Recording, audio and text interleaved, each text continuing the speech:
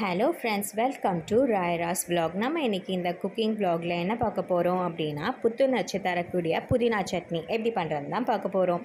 இது வந்து இட்லி தோசைக்கு அவ்வளோ ஒரு அட்டகாசமான காம்பினேஷன். இந்த வீடியோவை ஸ்கிப் பண்ணாமல் பாருங்கள்.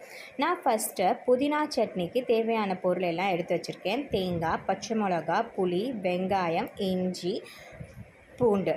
ஃபஸ்ட்டு வந்து ஒரு பேன் எடுத்துக்கோங்க. பேனில் உளுத்தம்பருப்பு கொஞ்சமாக, அதுக்கப்புறம் சீரகம், இஞ்சி, பூண்டு, வெங்காயம், புளி, அதுக்கப்புறமா நறுக்கின தேங்காய், அதுக்கப்புறமா நம்ம கழுவி வச்ச புதினா ஆட் பண்ணிவிட்டு காரத்துக்கு ஏற்ப பச்சை மிளகா ஆட் பண்ணிக்கலாம்.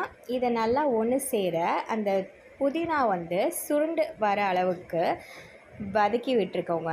அதுக்கப்புறமா ஒரு மிக்ஸி ஜாரில் போட்டு நம்ம ஆறுனதுக்கப்புறமா இதை நல்லா பேஸ்ட்டாக அரைச்சிட்டு வந்துக்கலாம். இதை ஆறுறதுக்குள்ளே நம்ம தாளிச்சிடலாம். அது கூடவே பொட்டுக்கடலையும் ஆட் பண்ணிக்கிறேன், உப்பும் ஆட் பண்ணிக்கிறேன். இதை ஒரு ஓரமாக வச்சுட்டு அதுக்கப்புறமா நம்ம தாளிச்சிக்கலாம். ஒரு பேனில் 2 டீஸ்பூன் ஆயில் ஆட் பண்ணிவிட்டு கடுகு,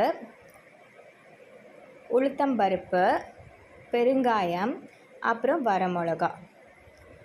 இப்போ நம்ம ஆறுனதை அரைச்சிக்கலாம் நல்லா பேஸ்ட்டாக.